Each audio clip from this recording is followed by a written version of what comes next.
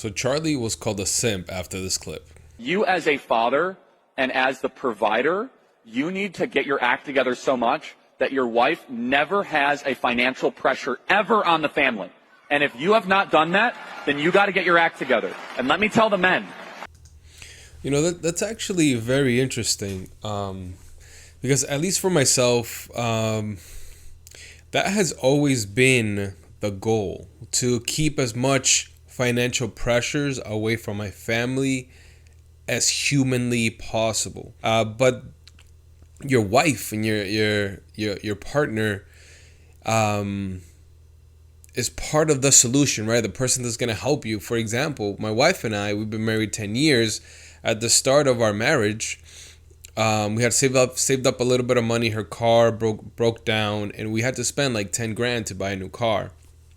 And we don't believe in taking out loans for cars, so we bought it outright. However, that at that time we were 25. That was a big chunk of the savings that we had.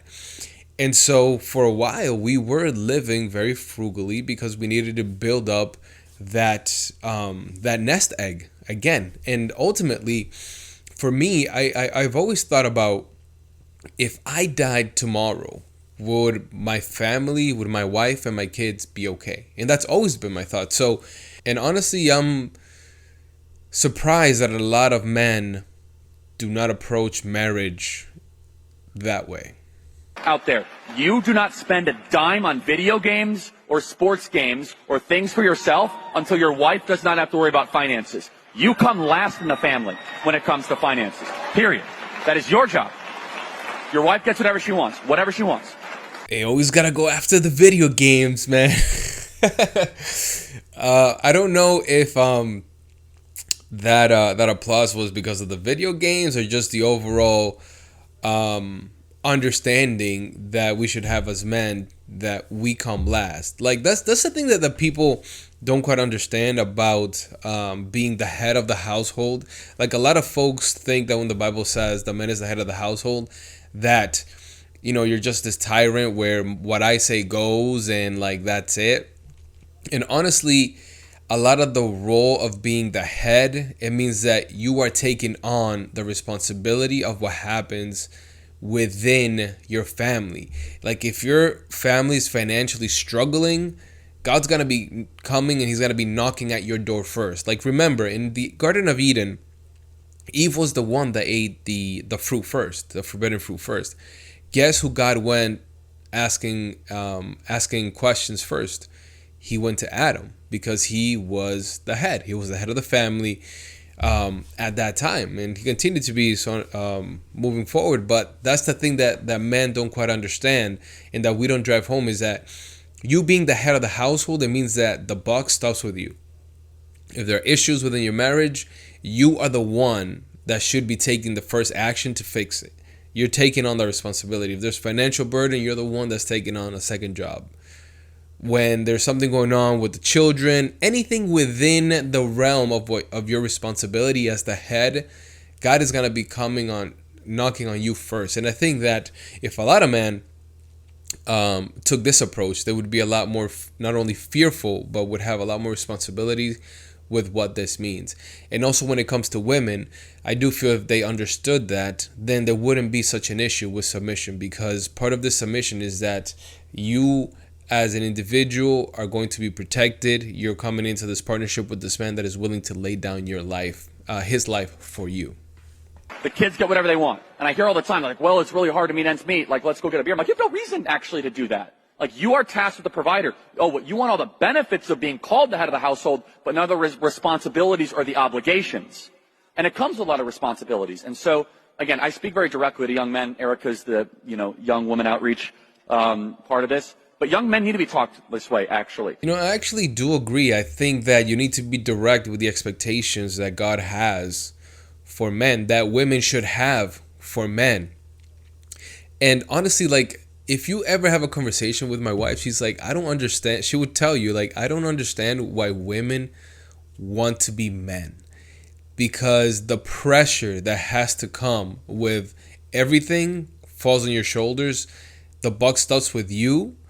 Like, that's an immense responsibility that she would she wouldn't dare to want to take on. And it is true for those of us that take this whole marriage, husband, father thing seriously. It is a big burden. And like he was saying, you were built to withstand that. You were built to protect your wife. You were built to protect your children. And that's part of the package. That's part of the package. And I do love the fact that he's just speaking direct. Now, I will say that it is a partnership at the end of the day. That is true. Like my wife and I, we're constantly talking about finances. Like, hey, like this is where I think we're going. This is what I want. Like we're actively working towards her not being having to work and being a stay-at-home mom. And that's been a process. You know, we've gotten certain investments, certain things in place, and we're hoping that sooner rather than later she can come off the workforce and she can work with our children. She can homeschool, and that's part of the plans that we have. But we've always done it together. There's always communication. There's always planning, and it's always us pushing forward.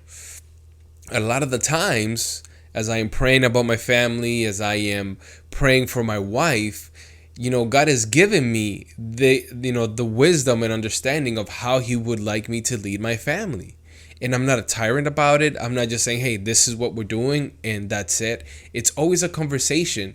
And honestly, my wife and I have never had an issue about, her submitting or me being the head of the household, because at the end of the day, we're always communicating, and it's a partnership. It's a partnership, and we know that we're doing this marriage together, and we're doing it for the long haul.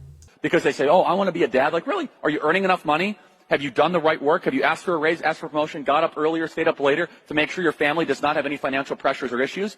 People say, oh, it's not that easy. I understand that. But then you need to come last in everything, in the sense where I'm not going to spend money on myself until my family is able to not have that kind of financial pressure. And guess what? You as men are a lot tougher and a lot more productive and can work a lot harder than you think. You can push yourself even harder. You could do a double-double. You could do an all-nighter. You could do the red-eye flight across. That is true, man. Men were built to work, quite frankly. And, he's right on the money. I think, obviously, we live in a society today where, unfortunately, for the most part, it does take two incomes to sustain a family. But that's not to say that you cannot build yourself to a point where you eventually, through promotions within your job, through investments, that your partner, your wife, doesn't have to work. And if she wants to stay at home and take care of the children, she can do that. Now, again, that's the option that you should strive for if that's what you and your wife think you should do. There are women that not only don't mind working, but they want to work. And I think that, it's a fine line. I think you should really think through, what does that mean for your family? And how are you going to long-term make sure that, the school system or other folks are not raising your kids and that you are doing that, right? And I think that's the number one benefit that comes with stay-at-home moms, at least for the early years, maybe until they enter high school, is that you're able to equip them so that when the world comes in and tries to encroach and, bring crazy ideologies and things, they're prepped for it. Like, this is not to say that homeschooling or keeping your kids at home from school is like this bubble you're creating. No, you're just equipping them, making sure that they have the tools to be able to defend themselves in this crazy world that we live in. But I think that Charlie here, he is right on the money. I think that very few men are going into dating and marriage understanding the responsibilities that they have to their wife and to their children. Let me know what you guys think in the comments below, and I'll catch you in the next one.